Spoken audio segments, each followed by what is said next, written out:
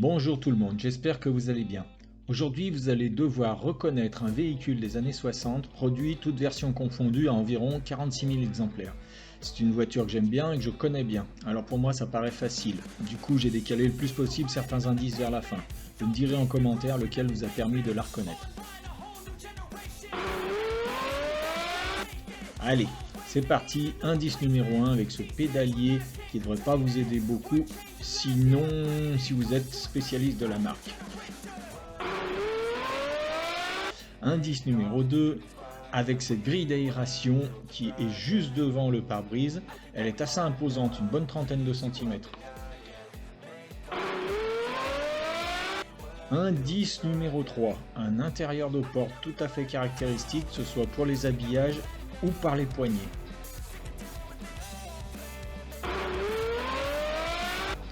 Indice numéro 4, avec ses trous et un petit enjoliveur central auquel j'ai retiré le logo de la marque. Pensez à vous abonner, le pouce, la cloche. Indice numéro 5, un accès très facile au réservoir, juste en soulevant la moquette du coffre. Ça aussi, ce n'est pas très courant. Indice numéro 6, c'est cette petite banquette arrière qui semble confortable, mais il y a vraiment très peu de place pour les jambes. Indice numéro 7, avec ces trois petits indicateurs dont le fond bleu vont vous donner un indice définitif, en tout cas aux connaisseurs du modèle. Indice numéro 8, là encore un volant unique avec ses 4 trous sur chaque branche, c'est vraiment cadeau cet indice. Indice numéro 9, et le phare avant avec son clignotant en dessous, on aperçoit même un bout de pare-choc. Indice numéro 10, après le phare avant, les feux arrière.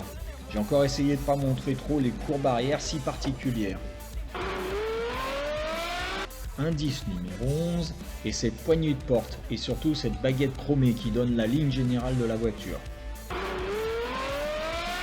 Indice numéro 12, et le moteur 4 cylindres alimenté par deux carburateurs SU en premier plan derrière leur filtre à air. Indice numéro 13, avec la partie principale du tableau de bord, toujours avec ses fonds bleus caractéristiques, je suppose que tout le monde l'a reconnu maintenant. Alors oui, bien sûr, il s'agit de la sublime Volvo P1800, ici en version P1800S de 1964. Il y a d'abord eu les modèles Jensen, puis les 1800S, puis la E et même la version ES, le break de chasse, que je vous montrerai à la fin. La Volvo 1800S d'Irv Gordon, achetée neuve aux États-Unis en 1966, a parcouru environ 5 200 000 km avec le même moteur. Je crois qu'il a été fait 2 fois, la partie haut moteur a été refaite 2 fois. Bien sûr, la Volvo est connue pour avoir arrêté la voiture de Roger Moore dans la série Le Saint. Toutes les versions à carburateur ont été construites avec un moteur 1,8 litre et les versions E et ES de 70 à 72 en injection ont un moteur 2 litres. Le 1800 est d'une puissance d'environ 100 chevaux suivant les modèles. Comme promis, quelques images de la version break.